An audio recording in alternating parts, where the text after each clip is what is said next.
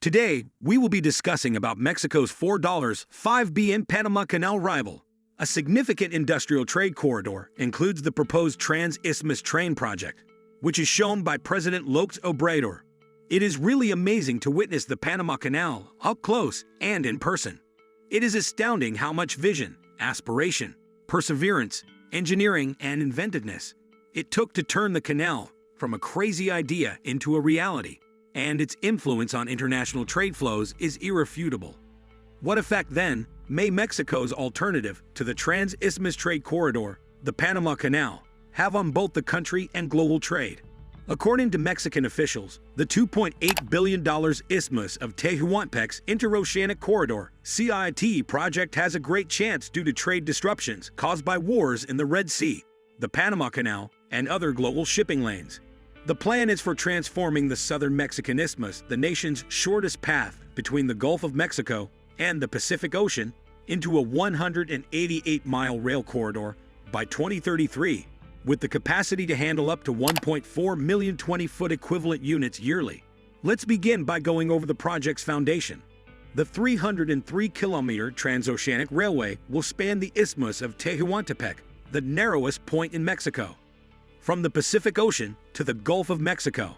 The railway's primary route will connect the port cities of Coatzacoalcos, Veracruz, and Salina Cruz, Oaxaca. The concept involves a ship unloading its cargo on one side, sending it across the isthmus by rail, and then reloading it onto another ship on the other. This image aids in the process visualization. What additional investments come with the train? The Commerce Corridor project also includes roads, industrial parks, a gas pipeline, fiber optic networks, and passenger and freight railroad links to other locations. The train will connect to 10 recently established industrial parks along its path, which have already drawn possible investments totaling US $4.5 billion. It will also have a link to the Maya train. Is the proposal truly a feasible substitute for the canal? With a capacity to move 1.4 million containers a year from port to port on trips taking less than 6 hours, Mexican officials have likened the main route across the isthmus to a cheaper and faster Panama Canal. To put things in perspective, a ship may need to spend up to US $500,000 and take 8 to 10 hours to navigate the Panama Canal.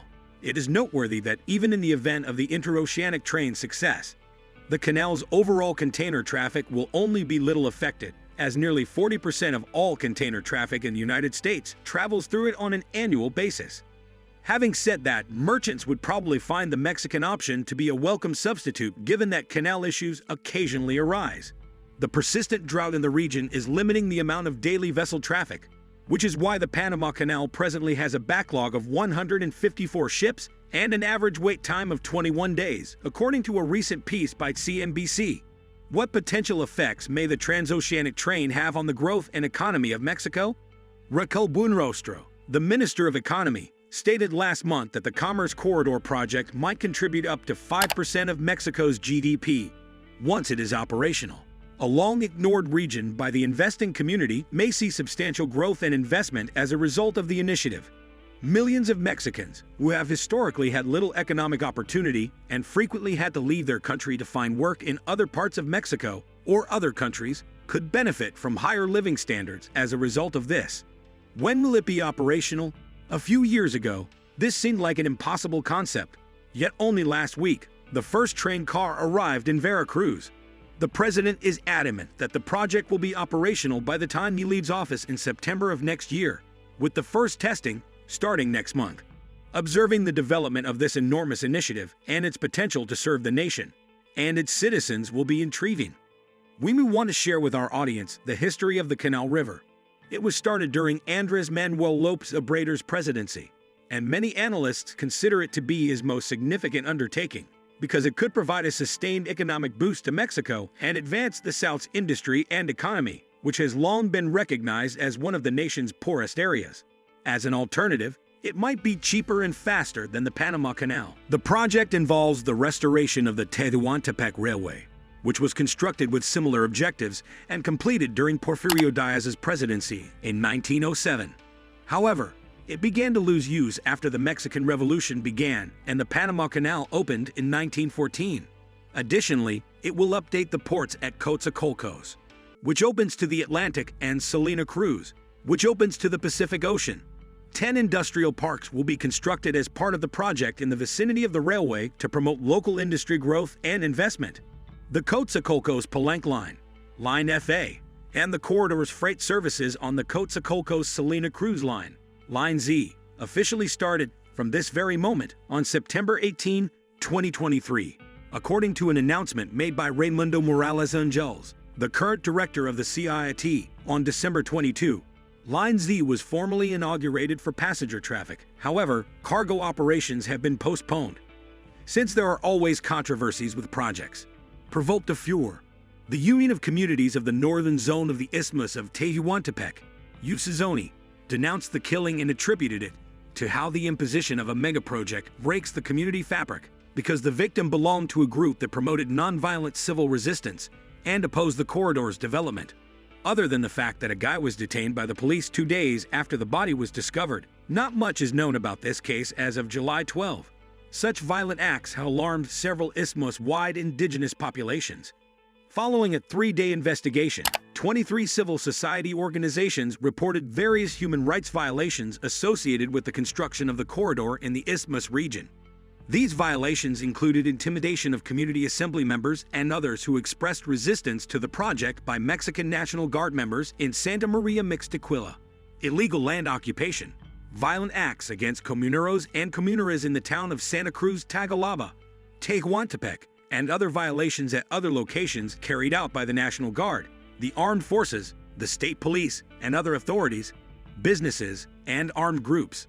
3 homicides between October 2022 and July 2023, at least 21 instances of intimidation and threats against community defenders or their families, 11 acts of physical and psychological assault, and further instances of human rights violations throughout the isthmus were documented by the groups.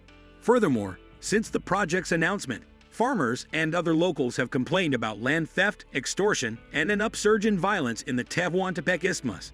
Despite this, the authorities have not taken much action to address the problem. The situation remains unchanged after 2 years, with no action taken by the Attorney General of the Republic, the Vice Attorney of the Isthmus, or the Attorney General of the state. Local communities have also asserted that many of the promises made by the corridor officials have not been kept. Just weeks before the corridor's scheduled inauguration, some residents of the municipality of Salina Cruz, for instance, alleged that some people were forced to leave during the railway's rehabilitation work, despite the fact that new homes are being built for them, and that promises to improve water and electricity services have gone unfulfilled. Corridor authorities used to beg us and offer us about everything. Now they won't even acknowledge us. They say, indigenous peoples and Isthmian communities have generally reacted to the project in polarized ways. On the one hand, there are those who are happy about the anticipated rise in investment, tourism, and economic growth, as well as the anticipated improvements in infrastructure and services. These individuals also think that this project is among the best that the region has seen in years. Conversely, there are some who continue to be concerned and incensed about the aforementioned difficulties, including the purportedly defective environmental studies, the apparent emergence of organized crime, the forced evacuation of indigenous populations, and other issues. Share your opinions with us in the comments section below. Do like and share this video. Also, if you're new to our channel, then subscribe for more informative videos like this.